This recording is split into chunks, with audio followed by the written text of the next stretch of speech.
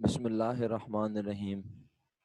रब्बिश्रह ली सदरी व यस्सिर ली अमरी वाहलुल उक़दतम मिन लिसानी यफ़क़हू क़ौली। या मुक़ल्लिबल क़ुलूबि सब्बित क़ल्बी अला दीनिक। अस्सलामु अलैकुम व रहमतुल्लाहि व बरकातुहू। प्यारे बच्चों, कैसे हैं आप लोग? खैरियत से हैं? ठीक हैं? तबीयत ठीक है?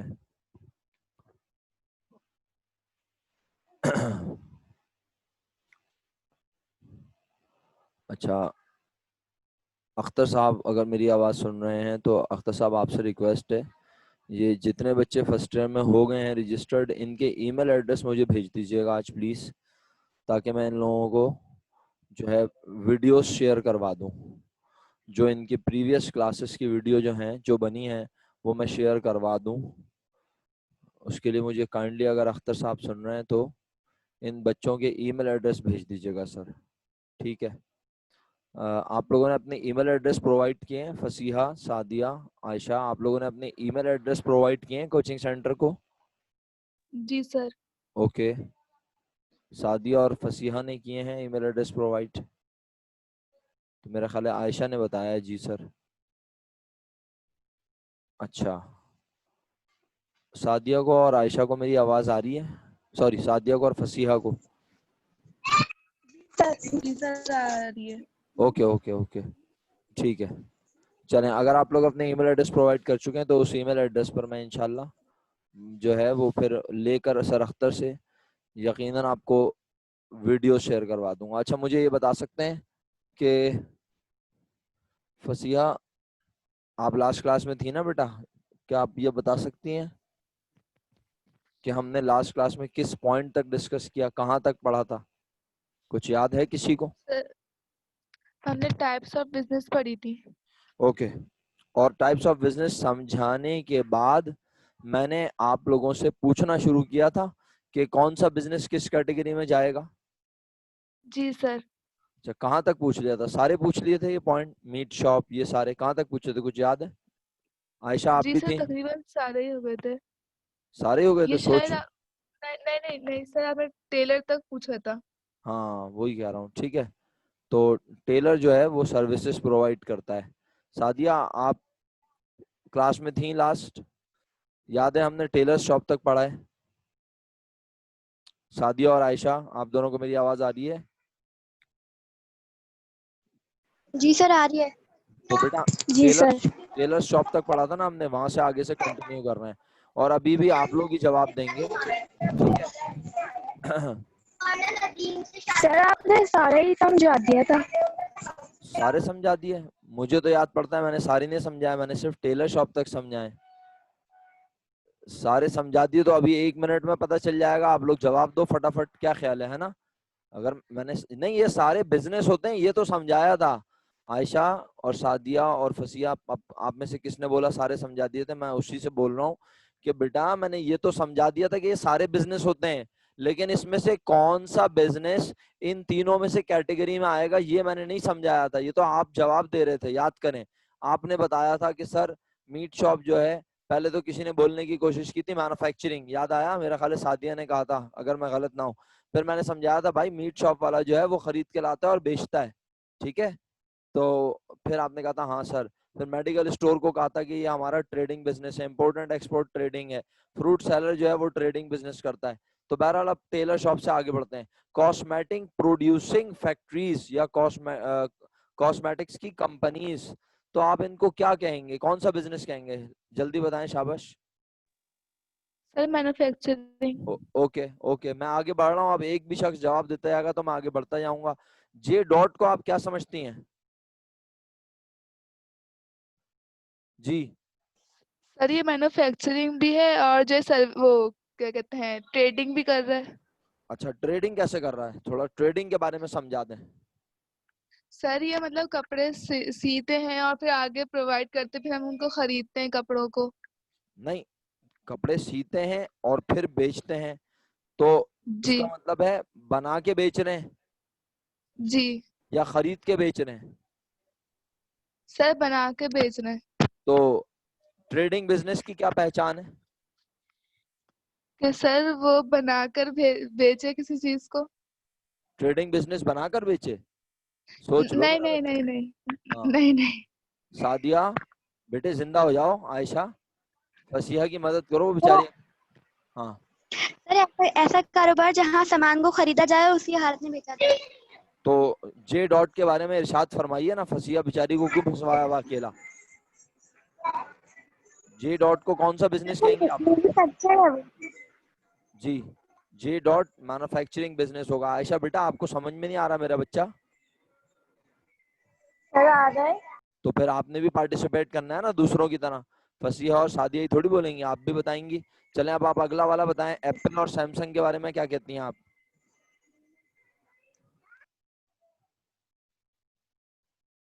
लो, आपने तो माइक ही म्यूट कर लिया आयशा।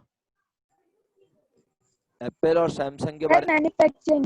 मैन्युफैक्चरिंग, तो दोनों मोबाइल बनाते हैं और बना के बेचते हैं, ठीक है। ओके, 12 के बारे में जी क्या? सर। डेल और एचपी। बाकी, अब बाकी लोग भी पार्टिसिपेट करें। जी, डेल और एचपी, क्या ख्याल है? पता है सर क्या? मैन्युफैक्चरिंग। हाँ, डेल और एचपी सर मैन्युफैक्चरिंग। हाँ, यानी कंप्यूटर का बोर्ड बनाने की कंपनीज हैं।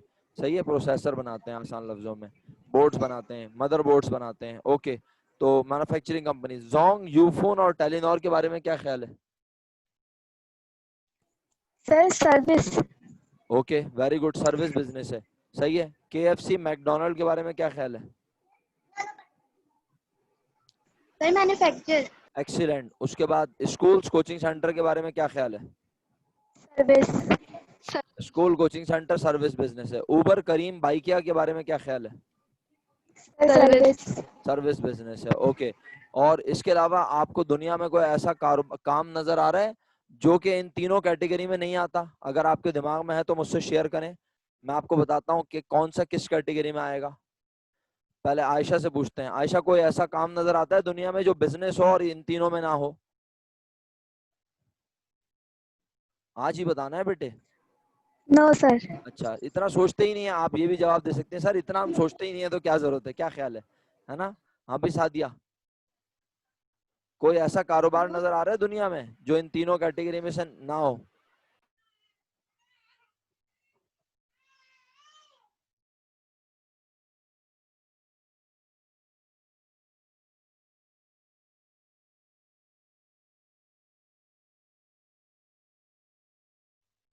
हाँ बच्चों, जवाब नहीं दे रहे आप।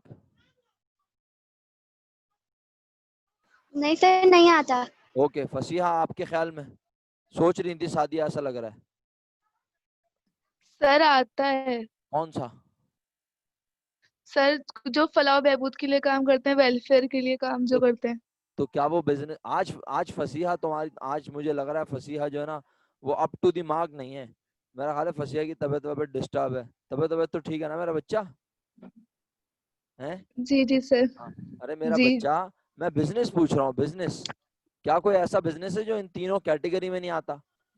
तो आप जो कह रही हैं नहीं फलाह नहीं बहबूद के सर। काम, वो तो बिजनेस है ही नहीं ना।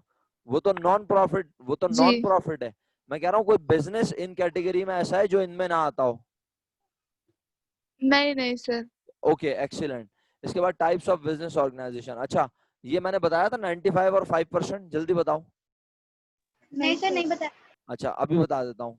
चलो, अब पहले ये कंप्लीट कर लो फिर बताता हूँ, सही है? फिर मैं आपको थोड़ा सा अकाउंटिंग का, यानी आपके सब्जेक्ट के बारे में थोड़ा गाइड करूंगा, सही है? क्योंकि अभी तक हमने सब्जेक्ट के बारे में बात नहीं की है। टाइप्स ऑफ बिजनेस ऑर्गेनाइजेशन का मतलब होता है बिजनेस को चलाने वाले लोग। बिजनेस ऑर्गेनाइजेशन बिजनेस को ऑर्गेनाइज, जैसे आपके घर में फंक्शन होता है तो आप उसे ऑर्गेनाइज करती हैं। ऑर्गेनाइज का मतलब मैनेज, मुनज्जम करना, राइट? तो बिजनेस को मैनेज करने वाले, बिजनेस को मुनज्जम करने वाले लोगों की कितनी शक्लें हो सकती हैं? तो सबसे पहली शक्ल का नाम है सोल प्रोप्राइटरशिप। पूरी स्पेलिंग लिख दो मेरा ख्याल है। वैसे स्पेलिंग ना भी लिखूं तो आपको ये मेरे फॉर्मेट में भी मिल जाएगा। आइए मैं फॉर्मेट आपसे शेयर करता हूं। और ये प्रेजेंटेशन में भी था, प्रेजेंटेशन मैंने कंप्लीट नहीं चलाई थी ना। आइए प्रेजेंटेशन भी थोड़ी सी आपको दिखा देते हैं। फॉर्मेट में भी है ये अल्हम्दुलिल्लाह।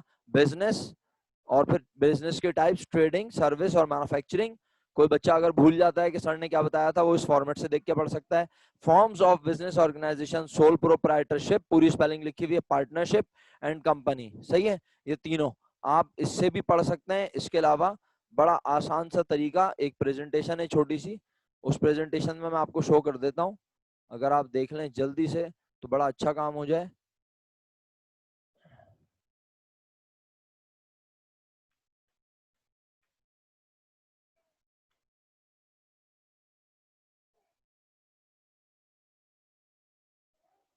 Types of business,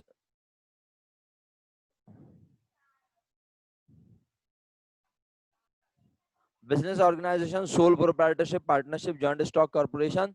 soul proprietorship का क्या है? जहां पे सिर्फ एक इंसान हो, अकेला, नजर आ रहा है बेचारा, सही है, चाहे मुलाजिम 100 हो, 200 हो, 500 हो, लेकिन लेकिन मालिक सिर्फ एक हो। सोल माने वाहिद। क्या बोला प्यारे बच्चों? सोल माने वाहिद, वाहिद। वाहिद माने अकेला। एक अकेला शख्स कारोबार का मालिक हो, चाहे उसके साथ मुलाजिम 10 हो, 15 हो, 2 हो, 4 हो, 8 हो, 15 हो, 50 हो, 100 हो, लेकिन मालिक सिर्फ एक हो। ऐसे बिजनेस को मैनेज करने वाले बिजनेस ऑर्गेनाइजेशन को कहते हैं सोल प्रोप्राइटरशिप। उसके बाद अगली किस्म का नाम है पार्टनरशिप। नजर आ रहा है? कितने लोग हो गए? मिनिमम 2 लोग हो गए, सही है। तो 2 से ज्यादा भी हो सकते हैं, यानी 3, 4, 5, 6, 8, 10, 15, 20 हो सकते हैं मैक्सिमम। कितने हो सकते हैं मैक्सिमम? 20 लोग, सही है। ऐसा ऐसा बिजनेस जहां बिजनेस में पैसे लगाने वाले, बिजनेस को चलाने वाले लोग कम से कम 2 और मैक्सिमम 20 हो, ऐसे बिजनेस के ऑर्गेनाइजेशन को कहते हैं पार्टनरशिप। क्लियर? आगे बढ़ रहा हूं। उसके बाद मेरे प्यारे बच्चों, joint stock company, joint stock corporation का मतलब है जहां बहुत सारे लोग, एक नहीं, 2 नहीं, 10 नहीं, 15 नहीं, बहुत सारे हजारों लोग अपना अपना पैसा एक जगह लगाएं और कारोबार करें। ऐसे कारोबार को कहते हैं joint stock company, joint stock corporation. बताइए तीनों के बारे में क्लियर हैं आप? मैं थोड़ा सा तेज हो गया हूं, लेकिन उम्मीद करता हूं ये आसान है। अगर समझ आ रहा है तो फिर मैं आगे बढ़ूं। सर इस वाले को समझाते हैं, जो जॉइंट स्टॉक कंपनी है ना, इसको थोड़ा सा समझा दें। ऐसा कारोबार जहां पैसे लगाने वाले लोग बेतहाशा, अनगिनत, हजारों में हो, किसी एक ने पैसे ना लगाए हो। जैसे कि बिलफर्ज पाकिस्तान में रहने वाले जो जो लोग चाहते हैं उस कारोबार में पैसे लगाते हैं और उस कारोबार के मालिक कहलाते हैं। ऐसे कारोबार जहां मालिकान की तादाद 10 ना हो, 15 ना हो, 20 ना हो, सर फिर कितनी हो भाई? वहां हजारों की तादाद में लोग मालिक होते हैं। वो 50 भी हो सकते हैं, वो 100 भी हो सकते हैं, वो 200 भी हो सकते हैं, वो 400 भी हो सकते हैं, वो 10,000 भी हो सकते हैं, वो 15,000 भी हो सकते हैं। जितने लोग उस कारोबार में पैसे लगाते हैं वो कारोबार के मालिक कहलाते हैं। ऐसा कारोबार जहां मालिकान की तादाद बेतहाशा, अनगिनत हो। हम ये बहुत सिंपल डेफिनेशन दे रहा हूं मैं।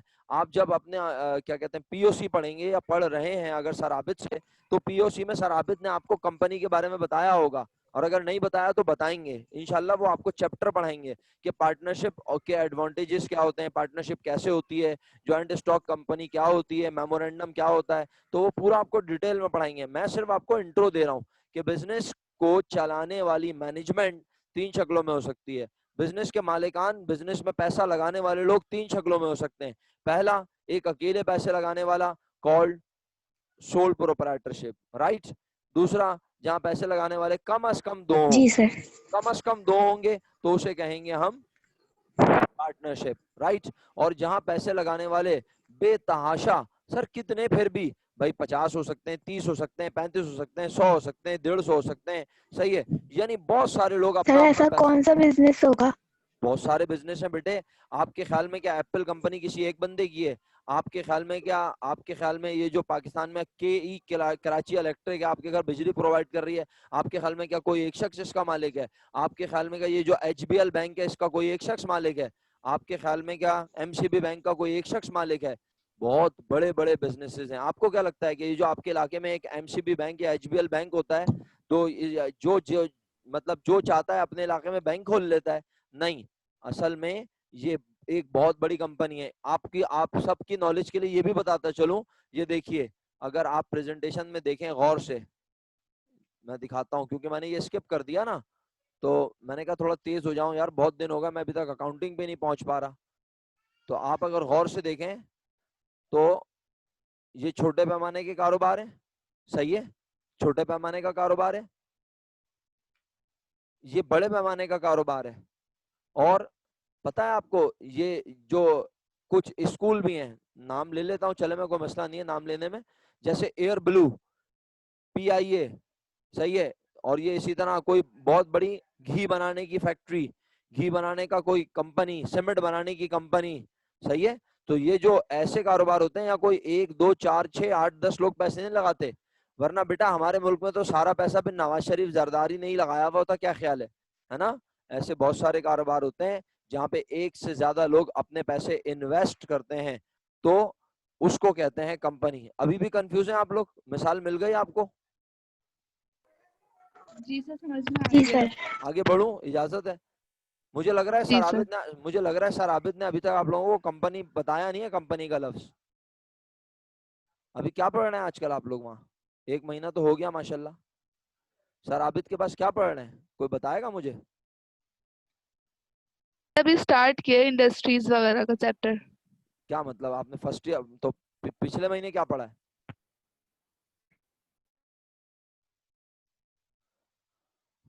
अल्लाह अकबर। चले, आप लोगों की आवाज बंद हो गई, मुझे पता नहीं। हाँ, और उन्होंने सोल प्रोप्राइटरशिप का बताया था। सोल प्रोप्राइटरशिप बताया था, तो हाँ वो आगे जाके पार्टनरशिप भी पढ़ाएंगे, कंपनी भी पढ़ाएंगे। बहरहाल अब मैंने क्यों बताया ये, आओ वापस आओ इस बात पर कि मैंने क्यों बताया है। अब देखो, मैंने इसलिए बताया है भाई, अब मैं अपनी बात को कंप्लीट करने लगा हूँ, वो जो मैं बेसिक्स आपको समझा रहा हूँ। आओ, इसमें भी आप देखो यहाँ क्या लिखा हुआ है, 100%। इन दोनों के आगे मैंने क्रॉस बनाया हुआ है, रेड किया हुआ है, सही है। तो क्या मतलब है, आप सुनो गौर से। अकाउंटिंग के बारे में आपको कुछ नहीं पता अभी तक, अकाउंटिंग पे बात करनी है, लेकिन अकाउंटिंग का सब्जेक्ट जो आप पढ़ने जा रहे हो, पढ़ना शुरू कर रहे हो मेरे साथ इस साल, अकाउंटिंग के सब्जेक्ट में मेरे प्यारे प्यारे बच्चों, इस साल आप जो अकाउंटिंग करोगे वो प्योरली बिजनेस के लिए पढ़ोगे। पहली बात, आप नॉन प्रॉफिट कंसर्न के लिए अकाउंटिंग नहीं पढ़ोगे इस साल। यानी आप जो भी टॉपिक पढ़ोगे मेरे साथ, जैसे टॉपिक्स होंगे ना सब्जेक्ट में, जैसे चैप्टर होते हैं, तो हर चैप्टर में हमारा फोकस कौन होगा, बोलो?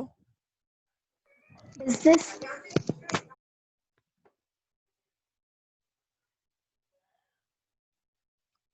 बस ये एक बच्ची को समझ आया, हर चैप्टर में हमारा फोकस बिजनेस होगा, बाकी 2 लोग जिंदा है दिमागी तौर पे?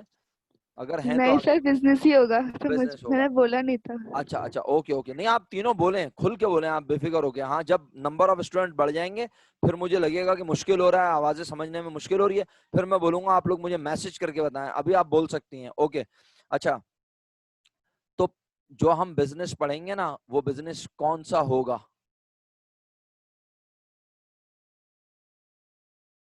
किसी भी चैप्टर में ट्रेडिंग। ट्रेडिंग कितने परसेंट? 95%। 95। 95% जो हम टॉपिक्स पढ़ेंगे, यानी पूरी फर्स्ट ईयर की अकाउंटिंग में सारे टॉपिक्स में ज्यादातर कौन से बिजनेस को फोकस करेंगे? ट्रेडिंग और मर्चेंडाइजिंग बिजनेस को।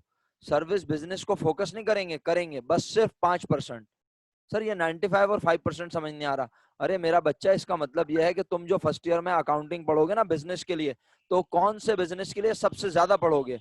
आप सबसे ज्यादा पढ़ोगे ट्रेडिंग मर्चेंडाइजिंग बिजनेस के लिए, सही है। ट्रेडिंग और मर्चेंडाइजिंग बिजनेस के लिए 95%, और सर्विस बिजनेस के लिए सिर्फ, यानी बहुत मामूली सी सर्विस बिजनेस के लिए पढ़ोगे। और मैन्युफैक्चरिंग बिजनेस के लिए अकाउंटिंग आपने इस साल पढ़नी ही ही है। नहीं है। बस समझदार लोगों ने मेरा जुमला मुकम्मल कर दिया, शुक्रिया। तो इसका मतलब ये हुआ। अच्छा, फिर आप मासूमाना सवाल करते हैं, सर फिर कब पढ़नी है? अच्छा बता दें मेरा बेटा, जब इस साल नहीं पढ़नी तो अगले साल भी नहीं पढ़नी। ये आप मैन्युफैक्चरिंग बिजनेस के बारे में अकाउंटिंग पढ़ते हैं आप बैचलर्स में, ठीक है। अच्छा, उसके बाद यानी मैं आपको अब आपके सब्जेक्ट के बारे में बता रहा हूँ। इस साल अकाउंटिंग पढ़ेंगे बिजनेस के लिए, जिस बिजनेस के लिए पढ़ेंगे हर चैप्टर में बिजनेस कौन सा नजर आएगा हमें? हर चैप्टर में बिजनेस कौन सा नजर आएगा? ट्रेडिंग या मर्चेंडाइजिंग। सर्विस बिजनेस ना ट्रेडिंग। हो, सर्विस बिजनेस बस 5% नजर आने का इम्कान है। उसके बाद हर बिजनेस में मालिक कितने नजर आएंगे, बोलो? एक। इसका मतलब तो है हम एक। फर्स्ट ईयर में जितने भी बिजनेस की अकाउंटिंग पढ़ेंगे, वहां मालिक एक होगा। हमें किसी भी बिजनेस में 2 या बहुत सारे मालिक नजर। नहीं आएंगे। तो फिर आपने सवाल किया, सर ये पार्टनरशिप और कंपनी के बारे में कब पढ़ेंगे? तो मैंने जवाब दिया, सेकंड ईयर की अकाउंटिंग जब पढ़ाई जाएगी, तो वहां पे आपको पार्टनरशिप बिजनेस और कंपनी, यानी जब मालिकान 2 और बहुत सारे हों, पार्टनरशिप और कंपनी, ये सेकंड ईयर में पढ़ाया जाएगा। तो आपको थोड़ा सा आइडिया हुआ कि फर्स्ट ईयर की अकाउंटिंग में आप क्या पढ़ने जा रहे हैं। फर्स्ट ईयर की अकाउंटिंग में आप बिजनेस पढ़ने जा रहे हैं। कौन से बिजनेस? ट्रेडिंग, मर्चेंडाइजिंग और सर्विस बिजनेस। और बिजनेस के मालिक होंगे सिर्फ एक। एक। ओके, अब आपके पेपर का पैटर्न मैंने आपसे डिस्कस किया था। No sir. आइए नो सर। पेपर का पैटर्न देख रहे हैं। अब आपके पेपर का पैटर्न क्या होगा? पेपर का पैटर्न आपके 100 मार्क्स का है। 100 मार्क्स की डिस्ट्रीब्यूशन किस तरह हो रही है? आपका सेक्शन ए कितने एमसीक्यूज होंगे इसमें? 20 मार्क्स के। अब मजे की बात यह है, इस 20 मार्क्स के एमसीक्यूज में से कोई 8, 10, 12 या 8 या 10, 50%, कभी 12, 13 भी हो जाते हैं। 12, 13, 8, 10, 12, 13 जो होंगे वो कंप्यूटेशनल बेस होंगे, यानी आप उसमें कंप्यूटेशन पे कमांड रखते होंगे तो आप वो आराम से कर लेंगे। और सर बाकी 7, 8, 9, 10 कौन से होंगे? बाकी थ्योरेटिकल होंगे। वो थ्योरेटिकल एमसीक्यूज कैसे सॉल्व होंगे? जब आप मेरे लेक्चर्स को गौर से सुनेंगे, हर चैप्टर को अच्छे से पढ़ेंगे, हर चैप्टर की थ्योरी को गौर से सुनेंगे, तो आपके लिए एमसीक्यूज अटेम्प्ट करना मुश्किल नहीं होगा। याद रखिए, मैं आपको 1000 एमसीक्यूज भी अगर पेपर से पहले पढ़वा दूं तो कोई गारंटी नहीं है कि 20 एमसीक्यूज जो पेपर में आएंगे वो उसी 1000 में से आएंगे। इसका मतलब यह है कि अगर आप पूरी अकाउंटिंग मेरे साथ बहुत अच्छे से पढ़ें, पूरे साल अकाउंटिंग, यानी जितना हमारे पास टाइम बचा हुआ है पूरे साल आप अकाउंटिंग अगर मेरे साथ बहुत अच्छे से पढ़ें, मेहनत से पढ़ें, दिल लगा के पढ़ें, और हर क्लास में आप प्रेजेंट रहें। जैसे अभी तो अगर एब्सेंट भी हो जाते हैं तो क्या फायदा होता है, आप वीडियो देख लेंगे, है ना। लेकिन अगर जब क्लासेस फिजिकल स्टार्ट होंगी और अगर आप एब्सेंट हुए तो होगा क्या कि आपका लेक्चर निकल जाएगा। आप अपने दोस्त से आके पूछ तो लेंगे, लेकिन आपका दोस्त आपको वैसे सब कुछ नहीं बता सकता जैसे टीचर 45 मिनट में क्लास में पढ़ाता है। तो आपने अपनी अटेंडेंस मेक श्योर करनी होगी ताकि आपके ये 20 मार्क्स पक्के हो जाएं। मैंने आपसे कहा था ना कि अकाउंटिंग में 100 में से कितने मार्क्स आते हैं, ऐसी बात हुई हमारी अभी तक या नहीं हुई? No sir. अच्छा, फिर अभी पूछते हैं, चलें। मेरा ख्याल है मुझे याद पड़ता हुई है, लेकिन अगर नहीं हुई तो अभी मैं पूछता हूँ आपसे। चलें, सेक्शन बी शॉर्ट क्वेश्चन पर मुश्तमिल होता है। ठीक है, ये शॉर्ट क्वेश्चन का मतलब ये ना समझिएगा कि 4 लाइनों का थ्योरी का जवाब लिखना होता है, 5 लाइन का थ्योरी का जवाब, 8 लाइन का थ्योरी का जवाब नहीं। अब थ्योरी खत्म, बस थ्योरी एमसीक्यूज में ही आती है जो भी आती है। अब यहाँ पे आपको प्रैक्टिकल क्वेश्चंस दिए हुए होते हैं मैथमेटिक्स की तरह के। मैथमेटिक्स की तरह से मुराद ये समझाने के लिए बोल रहा हूँ कि वो सॉल्व करने होते हैं। ठीक है, और वो सॉल्व करने के बाद आप उसमें से कितने सवाल अटेम्प्ट करते हैं? तकरीबन 6 से 7 सवाल गिवन होते हैं और आपको सिर्फ करने होते हैं 4। एक सवाल के नंबर होते हैं 12.5। तो इस तरह 50 मार्क्स आप सिक्योर करते हैं। और हम ये 4 सवाल अटेम्प्ट करने के लिए तकरीबन 6 से 7 सवाल पढ़ते हैं क्लास में, और 6 से 7 जब हम अच्छे से प्रिपेयर करके आते हैं तो हमारे लिए कोई से भी 4 करना बहुत आसान हो जाता है। और याद रखना कि हम चाहे 4 अटेम्प्ट करें लेकिन हमें पढ़ने पूरे 7 अच्छे से हैं। क्यों? क्योंकि वो जो एमसीक्यूज बनेंगे 20 मार्क्स के, वो हर टॉपिक में से बनेंगे। सुन रहे हो ना मेरी बात? आप पूरी अकाउंटिंग पढ़ोगे तो 20 मार्क्स के एमसीक्यूज कवर होंगे, वरना कवर नहीं होंगे। ओके, उसके बाद फिर यानी कितने मार्क्स की डिस्ट्रीब्यूशन होगी? 70 मार्क्स की। इसके बाद सेक्शन सी में एक लॉन्ग क्वेश्चन आता है जो एक ही क्वेश्चन होता है, वो 30 मार्क्स का होता है। 30 मार्क्स। तो इस तरह पूरे 100 मार्क्स के बारे में मैंने आपको गाइड किया। क्या गाइड किया? 20 marks MCQs, 50 marks short questions के, और उसमें कितने क्वेश्चन अटेम्प्ट करने होते हैं? 4 क्वेश्चन, एक क्वेश्चन 12.5 मार्क्स का है। 6 से 7 क्वेश्चन पेपर में आते हैं शॉर्ट क्वेश्चंस के पोर्शन में, सेक्शन बी में। और सेक्शन सी जो लॉन्ग क्वेश्चन है 30 मार्क्स का, इसमें वो क्या करता है, वो आपको क्वेश्चन एक ही होता है लेकिन उसमें वो आपसे जो चीजें पूछता है वो 3 चीजें पूछ लेता है और कहता है कोई 2 के जवाब दे दो। 3 चीजें पूछ लेता है और कहता है कोई 2 के जवाब दे दो। तो वो जो 2 चीजें होती हैं वो 15-15 नंबर की होती हैं। सही है। और चॉइस यानी इसके रिक्वायर्ड में वो चॉइस दे देता है आपसे। होता सवाल एक ही है, ये नहीं कि सवाल अलग अलग हो, लेकिन उस एक सवाल से बहुत सारी चीजें पूछी जा सकती हैं। लॉन्ग क्वेश्चन है ना, तो उसमें वो बहुत सारी चीजें पूछ सकता है। तो वो 3 चीजें पूछ लेता है और कहता है 3 में से कोई 2 बता दो। सही है।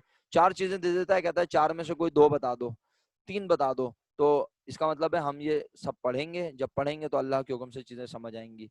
अच्छा, अब मुझे बताएं जरा, आपके ख्याल में मैं अगर गलत ना हूं तो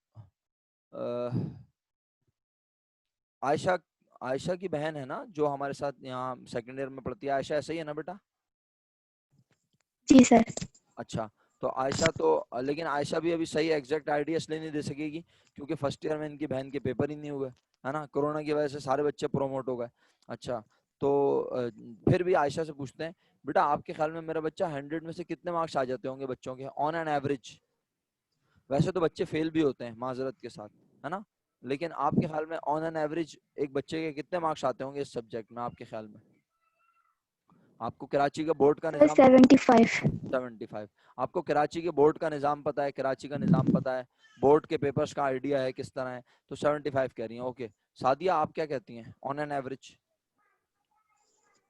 ऑन एन एवरेज भी बता दें, और ये भी बता दें कि एक बहुत अच्छा पढ़ने वाला बच्चा है अगर, जो कि प्रॉपर क्लासेस लेता है, सारे लेक्चर मेंटेन करता है, कितने मार्क्स ला सकता है वो आपके ख्याल में? बोर्ड के पेपर्स हैं, मेरे पास नहीं, बोर्ड के पेपर्स में। जी सादिया, आपको मेरी आवाज आ रही है बेटा? इतनी देर लगा देते हैं आप लोग अनम्यूट करने में। 75 to 80 above. आप कह रही हैं 55 से 80? No sir, 75 to 80 above. अच्छा, 75 to 80 ये एवरेज स्टूडेंट लेकर आता है या फिर ये एक अच्छा पढ़ने वाला स्टूडेंट लाता है? सर एक अच्छा पढ़ने वाला। अच्छा पढ़ने वाला, ओके। सैयदा फसिया, आप एग्री करेंगे इन दोनों की बात से, या आपका अपना कोई ओपिनियन है? आपके कोई दोस्त, आपके रिलेटिव, आपके खानदान, आपके घर में से किसी ने बताया हो कि अकाउंटिंग में कितने मार्क्स आते हैं? जल्दी से, शाबाश। पहली बार आपने डिस्कस करी थी, 95 भी आ सकते हैं इसमें, 95, 98 भी आते हैं इसमें जी बिल्कुल, मार्क्स। इसमें 100 आउट ऑफ 100 भी आते हैं, इसमें 99 मार्क्स भी आते हैं, 98 मार्क्स भी आते हैं। 90 प्लस मार्क्स लाना कोई बड़ी बात नहीं है। मेरा जुमला सुन रहे हैं आप, मैं क्या बोल रहा हूँ? 90 प्लस जी सर। मार्क्स लाना कोई बड़ी बात नहीं है इस सब्जेक्ट में। सर कैसे 90 प्लस कैसे आ जाते हैं? बात यह है कि ये सब्जेक्ट में सिर्फ प्रैक्टिकल काम है। आप अगर इत्मीनान से अच्छे से पढ़ेंगे, चीजों को समझेंगे, तो मैं यकीन दिला के कह रहा हूँ कि सर इमरान नहीं, सर मैं ये नहीं कह रहा कि मेरे पास पढ़ने वाले के 90 प्लस मार्क्स आते हैं। भाई आप कहीं भी पढ़ रहे हो, अगर आप अच्छे से पढ़ रहे हैं, आप पढ़ने वाले हैं, आप चीजों को समझ रहे हैं, आप अपने पास काम कर रहे हैं, तो आप एक अच्छे स्टूडेंट हुए ना। एक अच्छे स्टूडेंट के मार्क्स 75 से 80 नहीं, 85 भी नहीं, 90 प्लस आराम से आते हैं। और अगर आप थोड़े से एक्स्ट्रा ऑर्डिनरी हैं, थोड़े से ज्यादा ज़हीन हैं, तो 98, 99 और 100 आउट ऑफ 100 मार्क्स लाना भी कोई बड़ी बात नहीं होती। लेकिन मेरे हिसाब से 90 से 95 मार्क्स आसानी आ जाते हैं अगर आप एक नॉर्मल अच्छा पढ़ने वाले स्टूडेंट हैं। बहुत एक्स्ट्रा ऑर्डिनरी स्टूडेंट नहीं बोल रहा मैं, लेकिन वही वाली बात है, अगर आप हर लेक्चर में प्रेजेंट हैं, आपने हर सवाल अपने रजिस्टर में सॉल्व किया है, आप बाकायदा आखिरी दिन तक मेरे पास क्लास लेने आते हैं, कि जब तक मैं आपको कहता हूं कि भाई अब आपका सिलेबस कंप्लीट नहीं हुआ, अब आप घर जाएं और घर बैठ के प्रिपरेशन करें, या आप पेपर की तैयारी करें फाइनल, तो जब तक आप पढ़ेंगे इंशाल्लाह ये चीजें आपको पेपर में मैक्सिमम मार्क्स लेने में मदद देंगी। और फायदा क्या होगा, जब आप इसमें मैक्सिमम मार्क्स लेंगे, आपकी ओवरऑल परसेंटेज भी अच्छी हो जाएगी, और आपके सेकंड ईयर की अकाउंटिंग में भी आप इसी बेसिस पे कि आप यहाँ मैक्सिमम मार्क्स लेंगे, तो सेकंड ईयर में भी 100 में से आपके लिए 90, 92, 94, 95, 96, 97 मार्क्स लेना आसान हो जाएगा। और जब आप लेंगे तो ओवरऑल परसेंटेज बहुत बूस्ट करेगी आपकी। सही है। बाकी थ्योरी के सब्जेक्ट्स में इतने मार्क्स नहीं आते। सही है। मैं आपको बड़े अदब से कह रहा हूँ, यानी ये मैं खुदा ना खास्ता ये नहीं कह रहा कि मैं कोई दूसरा पढ़ाता है, मैं फिर बोल रहा हूँ ये बात, मैं पढ़ाता हूँ तो इसलिए नहीं कह रहा, भाई कोई भी अकाउंटिंग पढ़ाए उसका स्टूडेंट 90 प्लस मार्क्स आराम से ला सकता है। लेकिन अब जैसे आप इकोनॉमिक्स पढ़ रहे हैं ना, तो इकोनॉमिक्स पढ़ने वाला बच्चा 75 में से अगर 60 मार्क्स ले आए, सिर्फ कितने, 75 में से 60, मेरे में तो मैंने बोल दिया 100 में से 95, 93, 96, 97, और वहां पे मैं क्या बोल रहा हूँ 75 में से 60, 15 नंबर कम कर दिया मैंने। 60 भी मार्क्स आ जाएं तो मेरे लिहाज से वो खुश नसीब इंसान है, बहुत बहुत जीनियस इंसान है वो। ठीक है। इसी तरह सर इंग्लिश में?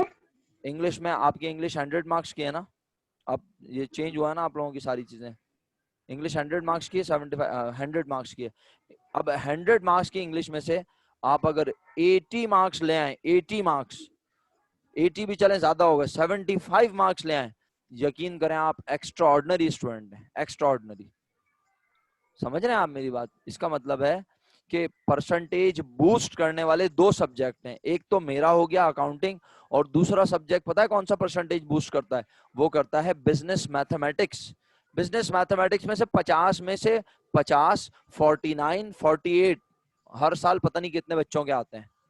अच्छा, अब इसका मतलब ये ना समझिएगा कि मैं आप लोगों को चढ़ा रहा हूँ कहीं बहुत ऊपर, खजूर के दरख्त पर चढ़ा दिया और आप बोले वाह भाई वाह, क्या सब्जेक्ट हमने लिया है, क्या कॉमर्स हमने लिया है और हमारे तो इतने मार्क्स आएंगे। बेटे मैं आपको ये भी बताता चलूं कि जहां 95, 96, 97, 98 मार्क्स आते हैं बच्चों के, वहां कोई बच्चा 20-25 नंबर के साथ फेल भी होता है, 40-45 नंबर लेके पास भी होता है, 60 नंबर लेके पास भी होता है। तो ये कौन अलग, ये कोई अलग सैयारे से आते हैं? नहीं, ये वही लोग होते हैं जो कभी कभी ऐसे पढ़ने आ जाते हैं। जैसे कि आप लोग इतनी जिम्मेदारी से जुलाई में पढ़ना आपने शुरू किया, सही है, आपने जिम्मेदारी से पढ़ना शुरू किया, आपने बोला भाई टाइम कम होता है, मार्च अप्रैल में पेपर होंगे, तो ये तो पूरे 12 महीने भी नहीं बनेंगे।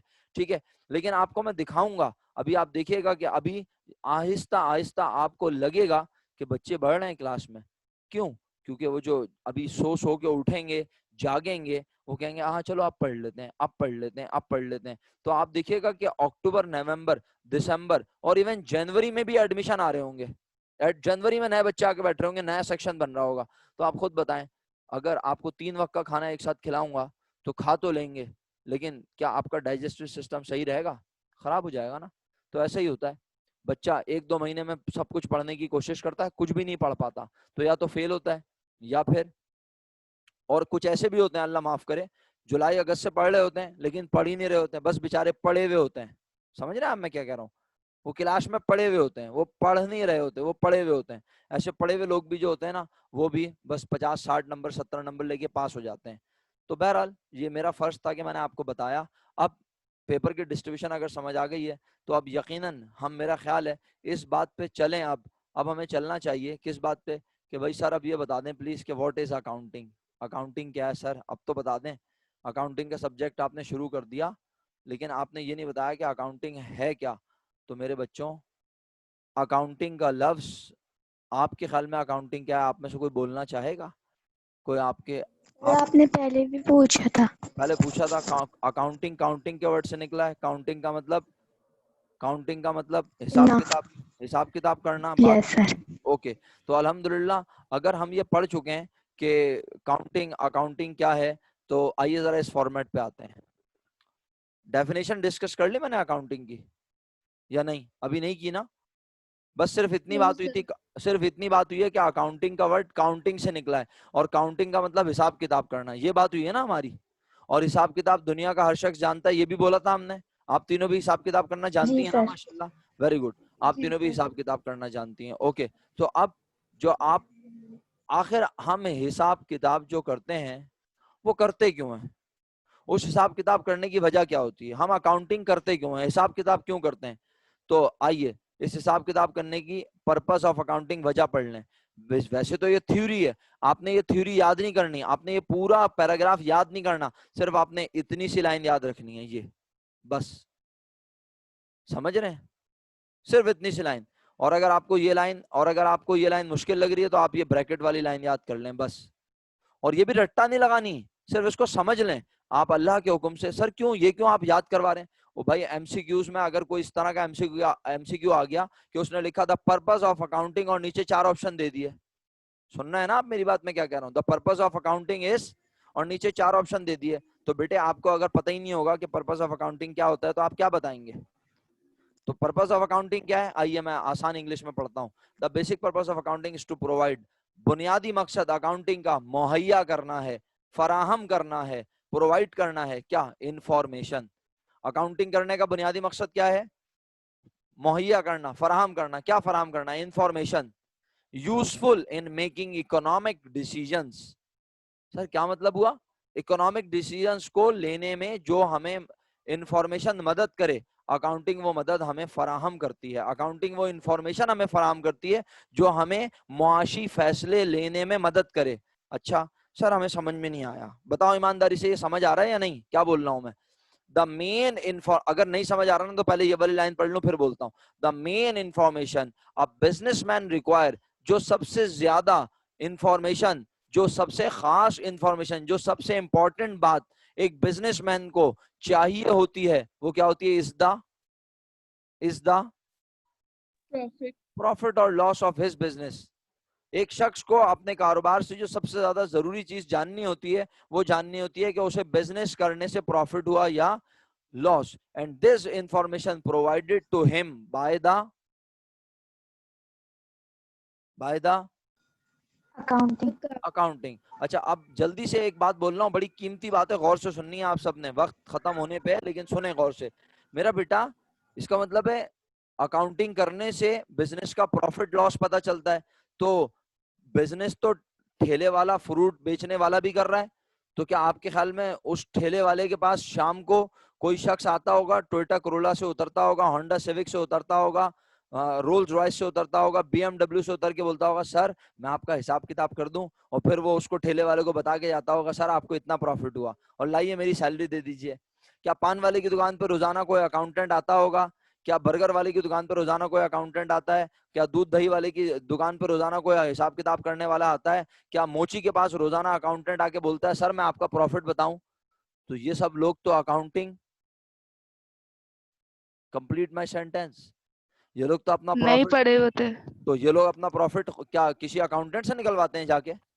आपके ख्याल में नहीं सर। तो नो सर। तो ये लोग अपना प्रॉफिट किससे निकलवाते हैं? सर इतना तो साथ दूसरे को ऐसे भी करना आ जाता है। बस यही यही जवाब देना है भाई, यही जवाब देना है। सादिया महमूद क्यों चुप है आज, मेरी समझ में नहीं आ रहा भाई।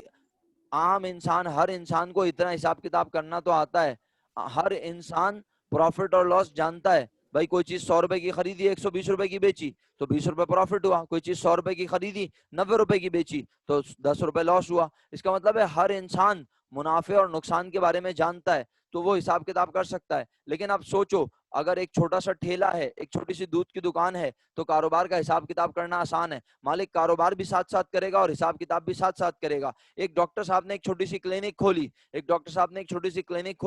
डॉक्टर साहब अपने क्लिनिक का हिसाब किताब करने के लिए क्या एक अकाउंटेंट को रखेंगे जो रोजाना, और उसको वो गाड़ी भी देंगे और पेट्रोल भी देंगे और 2 लाख रुपए तनख्वाह भी देंगे कि तुम आगे मेरी क्लिनिक में हिसाब किताब क्या करो? आपके ख्याल में उस क्लिनिक का हिसाब किताब डॉक्टर साहब खुद करेंगे या नहीं?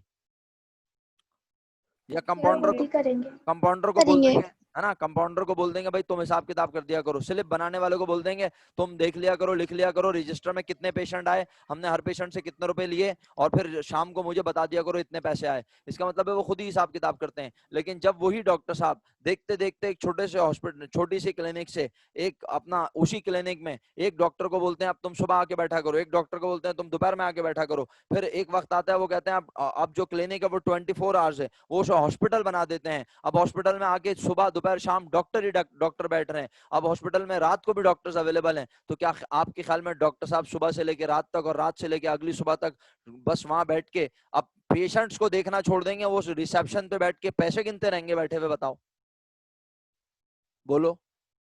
डॉक्टर साहब बोलेंगे छोड़ो यार मैंने एमबीबीएस क्यों किया, बस मैं नोट गिनता हूँ, बाकी सारे डॉक्टर आके अब यहाँ काम करेंगे हॉस्पिटल में और मैं जो हूँ ना पैसे गिना करूंगा। बोलो, जवाब दो। No sir. तो इसका मतलब है डॉक्टर साहब की जो नो स्किल्स सर। हैं, डॉक्टर साहब की स्किल्स क्या है, डॉक्टर साहब की खासियत क्या है? डॉक्टर साहब पेशेंट्स को देखते हैं, डॉक्टर साहब इलाज करने के माहिर हैं, डॉक्टर साहब हिसाब किताब करने के माहिर नहीं है। तो नहीं है। अब डॉक्टर साहब जब अपने कारोबार को बड़े पैमाने पे ले जाएंगे तो वो कहेंगे मुझे अब जरूरत है एक ऐसे शख्स की जो मुझे मेरे बिजनेस का प्रॉफिट या लॉस लॉस बता बता सके। सके। तो वो शख्स है अकाउंटेंट, जिसने अकाउंटिंग पढ़ी है। और अकाउंटिंग पढ़ने वाला एक ऐसे अंदाज से बताएगा कि डॉक्टर साहब को वो प्रॉफिट बआसानी समझ आ जाएगा। आ आ जाएगा। जाएगा। बस वक्त खत्म होने वाला है, मैं फी अमानिल्लाह आपको कह देता हूँ। लेकिन इंशाल्लाह कल हम डेफिनेशन पढ़ेंगे और ये पढ़ेंगे ब्रांचेस ऑफ अकाउंटिंग। तो अब रोजाना की क्लासेस बड़ी इंपॉर्टेंट है, आप क्लास मिस नहीं कीजिएगा प्लीज, ठीक है? डेफिनेशन ऑफ अकाउंटिंग भी कल पढ़ेंगे, आप घर पे खुद गूगल से डेफिनेशन ढूंढें और कल हम उसे भी डिस्कस करेंगे। राइट, मेरी बात समझ आ गई सब बच्चों को? जी कल सर। जी सर। कल अल्लाह के हुक्म से मुलाकात हो रही है, ठीक है? किसी भी वक्त मीटिंग खत्म हो जाएगी। मेरी तरफ से फी अमानिल्लाह, अल्लाह हाफिज प्यारे बच्चों।